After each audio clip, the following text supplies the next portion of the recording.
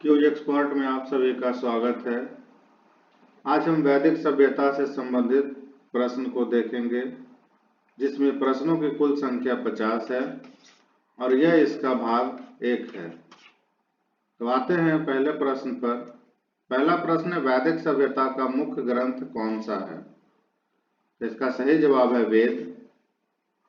अगला प्रश्न है, ऋग्वेद का रचना काल माना जाता है। ऋग्वेद का रचना काल जो है वो 1500-1000 ईस्वी पूर्व माना जाता है। अगला प्रश्न है, वैदिक काल में सर्वाधिक पूजित देवता कौन था? तो वैदिक काल में सबसे पूजित देवता जो था वो इंद्र था, इसलिए ऑप्शन नंबर ए इसका सही जवाब है। अगला प्रश्न है, वैदिक काल में नृत्य और संगीत के देवता माने जाते थे। तो नृत्य और संगीत के जो देवता थे वो इंद्र थे।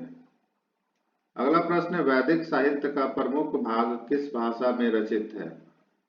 तो वैदिक साहित्य का प्रमुख भाग जो है वो संस्कृत भाषा में है, यानी ऑप्शन नंबर 20 का सही जवाब है। अगला प्रश्न है, ऋग्वेद में कुल कितने मंडल हैं?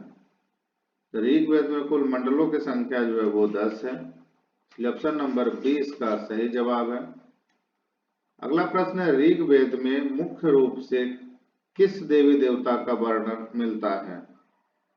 तो ऋग्वेद में सबसे ज्यादा इंद्र भगवान जो है उनका वर्णन मिलता है, इसलिए ऑप्शन नंबर ए इसका सही जवाब है। अगला प्रश्न है, यज्ञ के लिए सामग्री इकट्ठा करने वाले लोगों को क्या कहा जाता था? तो यज्ञ के लिए जो सामग्री इकट्ठा करता था उसको पुरोहित कहा जाता था, इसलिए ऑप्शन नंबर ए इसका सही जवाब है। अगला प्रश्न है, वेदों का कौन सा अंग गायत्री मंत्र में शामिल है? तो गायत्री मंत्र में जो है वो ऋग्वेद शामिल है, इसलिए ऑप्शन नंबर ए इसका सही जवाब है। अगला प्रश्न है, वैदिक सभ्यता में किस वृत्ति का अधिक महत्व था? तो वैदिक सभ्यता में जो है वो कृषि का अत्यधिक महत्व था, इसलिए ऑप्शन नंबर ए इसका सही जवाब है। अगला प्रश्न है, वैदिक काल के दौरान समिति क्या था? तो समिति उस समय जो है वो ग्राम सभा था, यानी ऑप्शन नंबर डी इसका सही जवाब है। अगला प्रश्न है, वैदिक समाज में ब्राह्मण शब्द का अर्थ क्या था? तो वैदिक समाज में जो है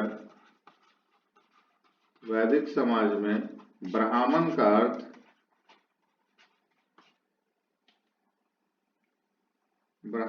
अर्थ होता था पुरोहित, यानी ऑप्शन नंबर 20 का सही जवाब है।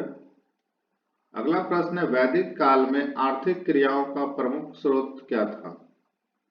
तो वैदिक काल में जो है लगभग पीछे वाला जो काल है वहां आर्थिक के लिए पशुपालन या फिर कृषि, तो इसमें क्या था? पशुपालन था, ऑप्शन नंबर सी इसका सही जवाब है। अगला प्रश्न है, वैदिक काल में स्त्रियों को शिक्षा का अधिकार किस नाम से मिलता था? तो वैदिक काल में स्त्रियों को शिक्षा का अधिकार जो है ब्रह्मचारिणी के नाम पर मिलता था, यानी ऑप्शन नंबर 20 का सही जवाब है। अगला प्रश्न है, वैदिक सभ्यता का मुख्य व्यापारिक केंद्र कौन सा था? तो व्यापारिक केंद्र जो था वैदिक सभ्यता का ये सिंधु था, यानी ऑप्शन नंबर डी इसका सही जवाब है। अगला प्रश्न है, वैदिक काल में सप्त सिंधु शब्द का प्रयोग किसके लिए होता था? तो सप्त सिंधु जो है ये 7 नदियों के लिए होता था, यानी ऑप्शन नंबर ए इसका सही जवाब है। अगला प्रश्न है, वैदिक समाज का सबसे प्रमुख कार्य कौन सा था? तो वैदिक समाज का सबसे प्रमुख कार्य जो था वो कृषि था, यानी ऑप्शन नंबर ए। अगला प्रश्न है, वैदिक काल में सोम रस का संबंध किससे था? तो सोम रस जो था वो पेय पदार्थ से था, इसलिए ऑप्शन नंबर सी इसका सही जवाब है। अगला प्रश्न, वैदिक काल का प्रमुख न्यायालय कौन था?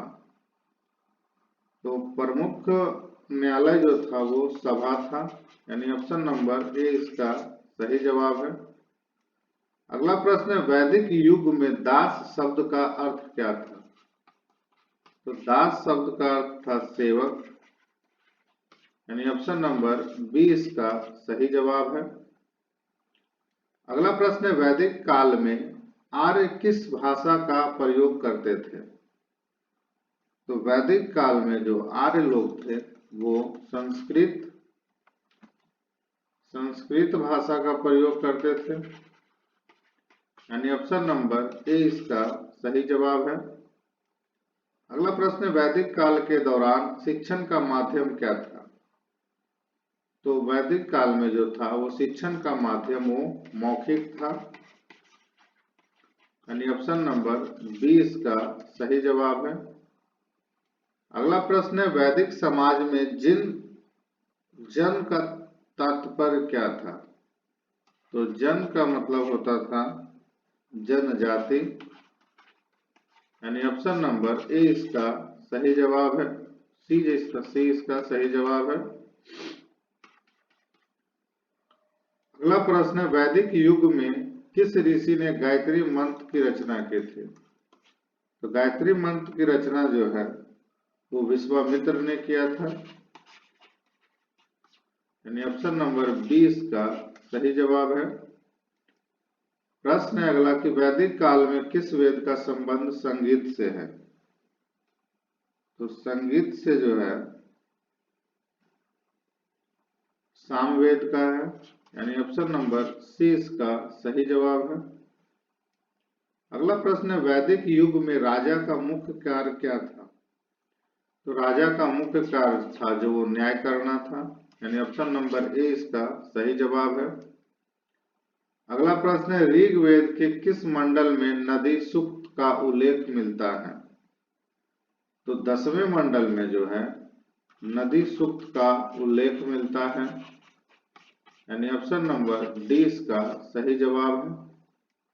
अगला प्रश्न, वैदिक समाज में विवाह को क्या कहा जाता था? तो वैदिक समाज में जो है विवाह को प्रजापत्य कहा जाता था, यानी ऑप्शन नंबर सी इसका सही जवाब है।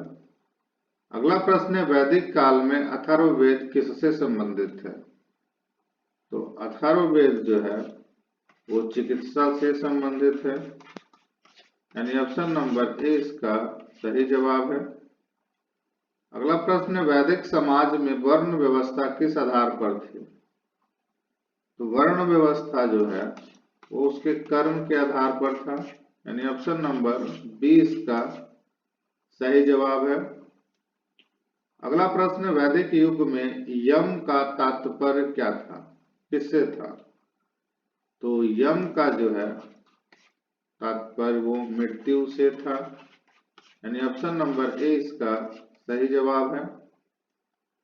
अगला प्रश्न, वैदिक काल में गृहपति का कार्य क्या था? तो गृहपति का मतलब है घर का संचालन,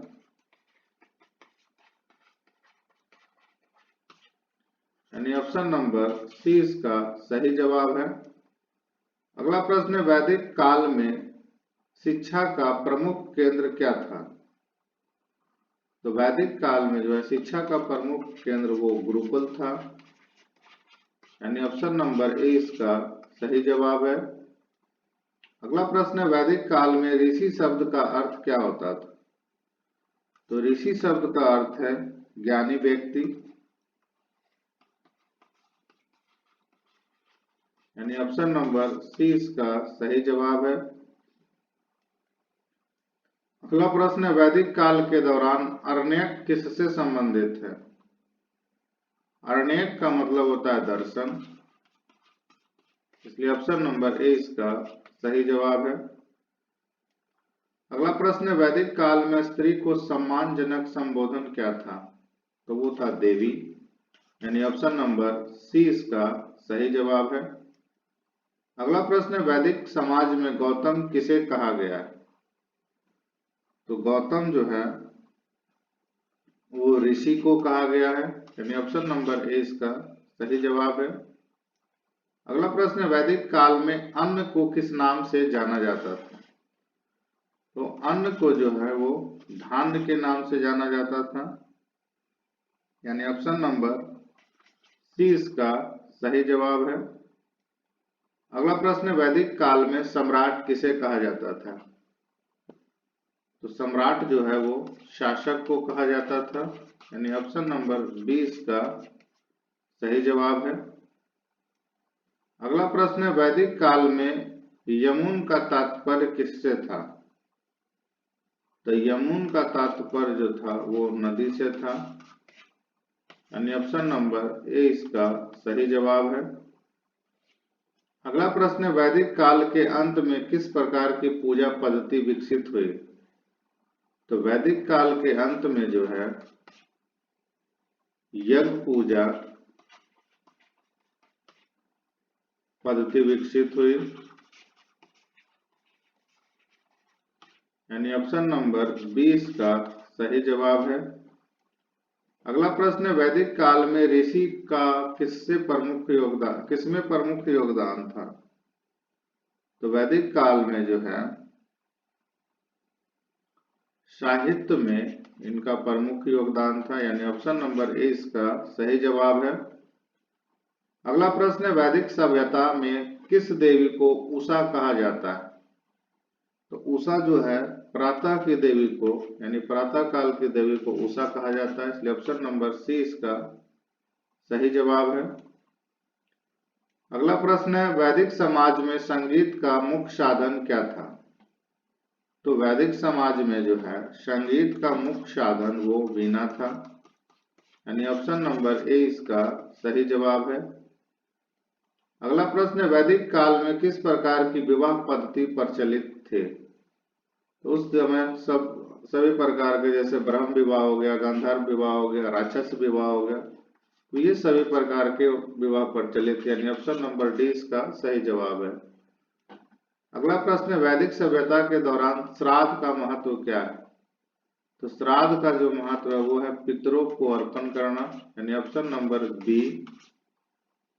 अगला प्रश्न है, वैदिक समाज में विवाह में वर की सहमति को क्या कहा जाता है? तो विवाह के वर की सहमति को जो है वो प्राणी ग्रहण कहा जाता है, यानी ऑप्शन नंबर सी इसका सही जवाब है। अगला प्रश्न है, वैदिक काल में भगवान विष्णु को किस रूप में जाना जाता था? तो वैदिक काल में जो है भगवान विष्णु को धरती का पालनहार माना जाता था, यानी ऑप्शन नंबर सी इसका सही जवाब है। अगला प्रश्न है, वैदिक समाज में नैवेद्य का संबंध किससे है? तो नैवेद्य का संबंध जो है वो भोजन से है, यानी ऑप्शन नंबर 20 का सही जवाब है। अगला प्रश्न है, वैदिक काल में स्त्री को पत्नी का अधिकार कैसे प्राप्त होता था? तब वो विवाह के संस्कार से, यानी ऑप्शन नंबर बी। यह था वैदिक समाज से संबंधित कुल 50 प्रश्न, जो भाग 1 है। इसका भाग 2 भी अपलोड किया जाएगा, इसलिए वीडियो को जितना ज़्यादा हो लाइक करिए, शेयर करिए और चैनल को सब्सक्राइब करिए। वीडियो देखने के लिए धन्यवाद।